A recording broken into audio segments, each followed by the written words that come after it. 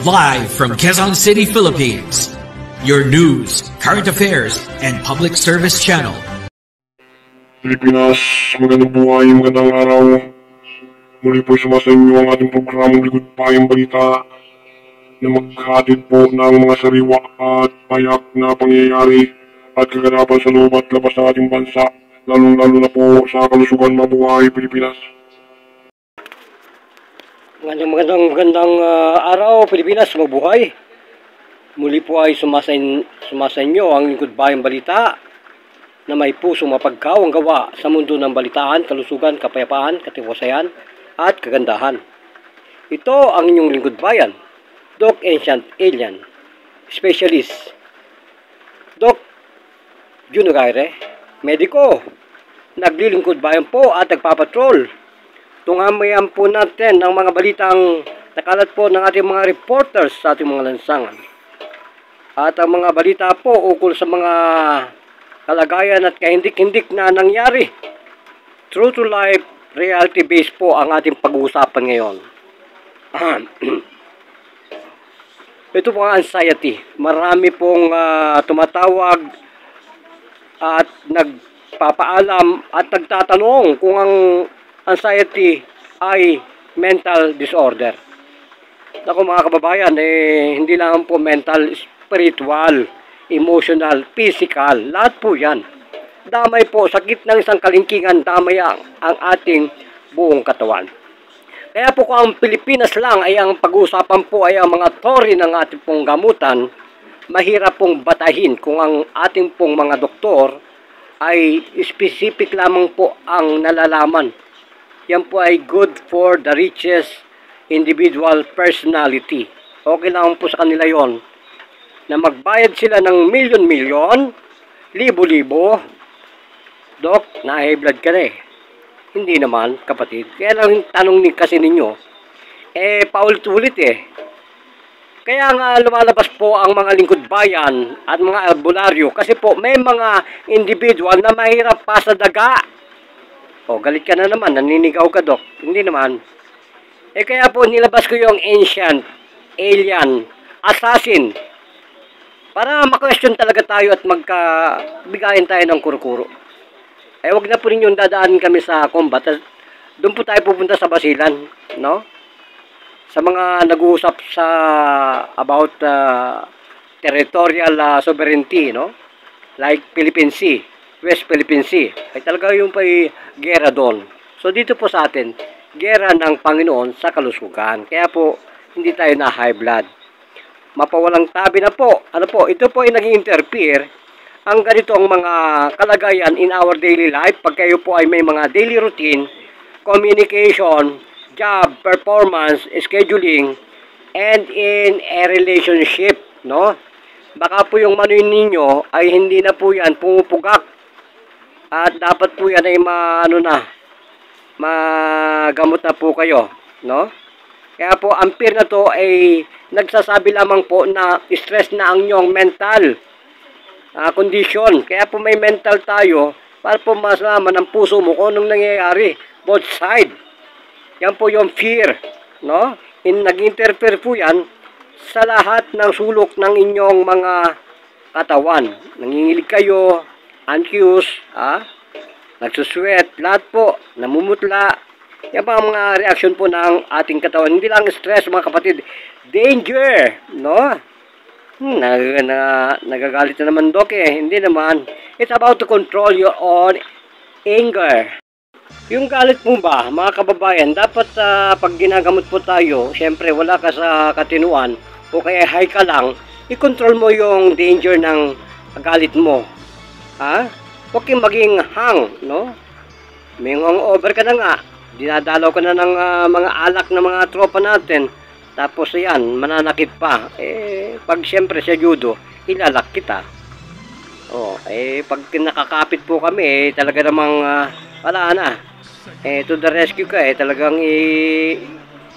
ibubuholta namin ng buhay. Ganun po kami pag bumanat. Hindi na naman kami magkakaroon ng physical ano po sa amin, tawag dito, physical touch sa violence sa lahat po ng mga pasyente ko, pero ilalak po natin yan. So lahat po ay makokontrol po natin kung marunong po ang ating mga manggagamot, no? Kung anong gagawin nila para po maibsan at mamagic lang. Segunda lang mawala na po yung mga ganitong karamdaman. So dapat po ay malaman natin kung paano tayo mawala sa pagiging worse ang ating nararamdamang individual na negative energy. Yan po yung mga panghihina, no? O pangingilig. O, nalalabo ang mga mata.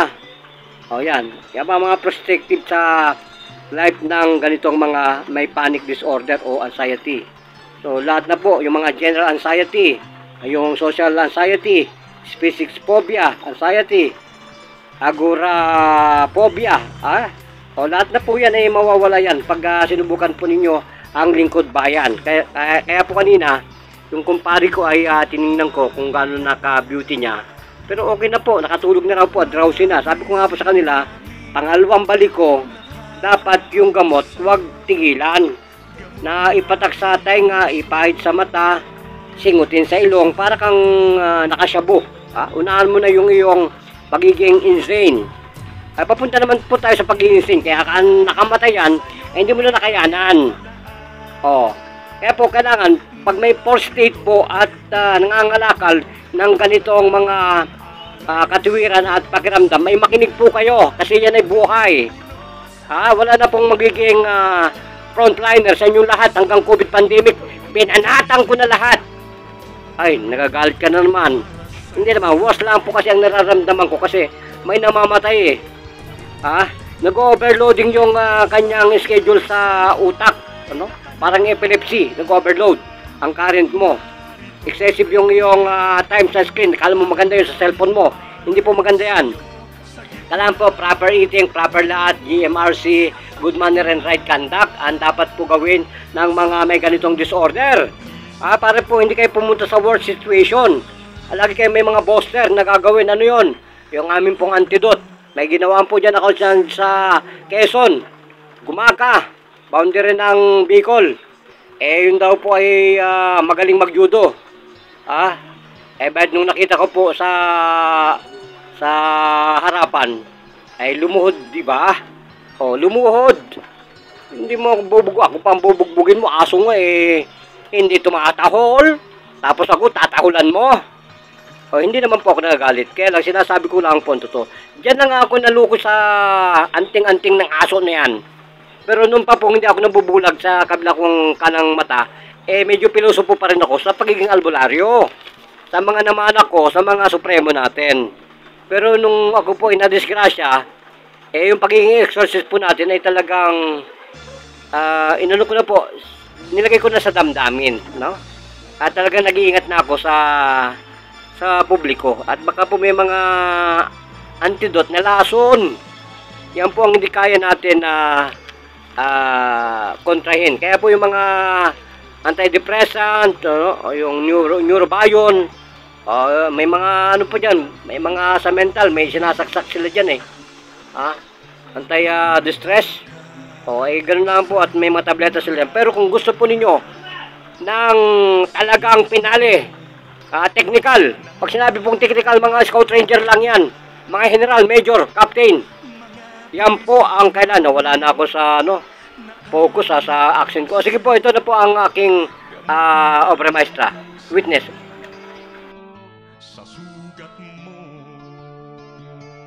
Pa rin po ang ating po ang programang ito sa inyong beauty.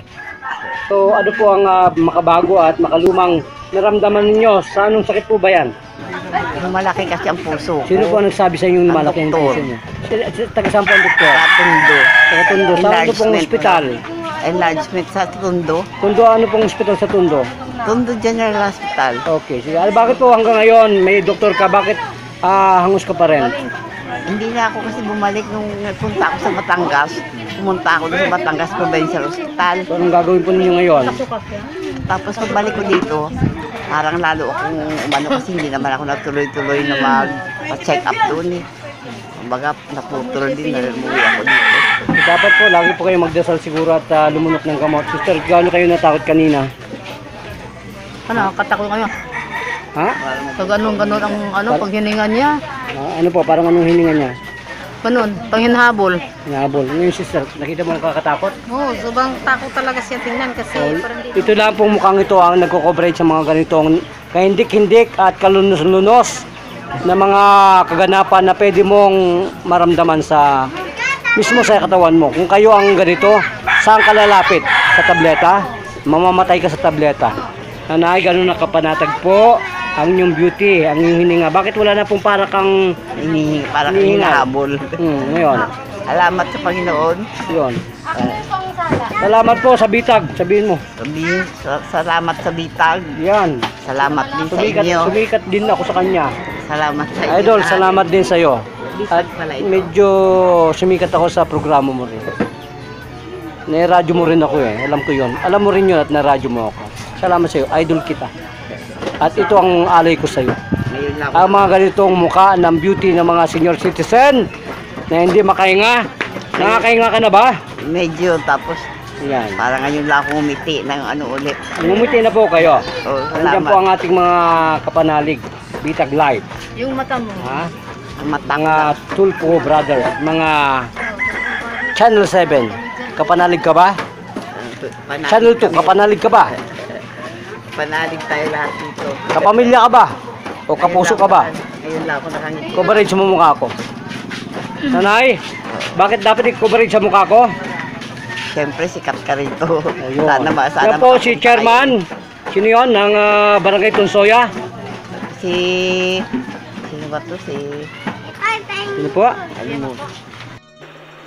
Ayan na mga kababayan na ginigwilig ko mga Pilipino, ang sinasabi po nga po ng inyong abang lingkod na talagang kapag tayo po ay nagkaroon ng anxiety, link po yan sa ating puso, cardiac arrest, kaya pwede pong mamatay. Sobra ang hangin, katulad ng tatay ko, sobra ang pagramdam sa hangin sa ulo. Nararamdaman niya na po para daw pong interior yung ulo. Habang ang kanyang puso ay binabayo ng kaba. Sabi ko, tatay, tanggalin natin. Paano pagtanggal? Eh, di tanggalin ang vacuum. Eh, nasaan ang vacuum, anak? Eh, di nando sa cavities ng iyong abdominal. Maraming cavities. Thorax cavities. Yung iyong nasal cavities. Ayun po ang ginamot ko, yung nasal. At saka yung lahat ng cavities po yan. Pilbi cavities. Marami pong cavities yan, mga Pilipinong nag-aaral na tulad ko. Eh, inimbitan ko nga kayo na subukan ninyo na mawala ng hininga ng isang oras na may malay kayo. Yan po ang assassination ng Yu Guangdo. Harakiri po yun, ang pinanggalingan na hindi po sinasabi ng bansang Hapon. At is where is. Nangyari na po yan. At meron po dito na alamat niya, yung mga tad-tad, mga pulahan. Hindi lang po nila pinaktis sa mas mabuting ritual, no? Yung ritual po kasi ng aming mga guardian sa mga tad-tad, pulahan, yun po ay sa gera. Yung po sa Harakiri sa Japan, meron po sila doon na tinatawag na ano ba dyan, city, yung immortal city na hindi tumatanda, na hindi nakikita na kahit ng gobyerno ng Japan at Korea at Germany, pero that was existing, that dimension, no? At is where is, no? So yun po, at ito po ang babae nito. Dok, nagagalit ka na naman. Hindi po kasi talagang stress lang talaga ako sapagkat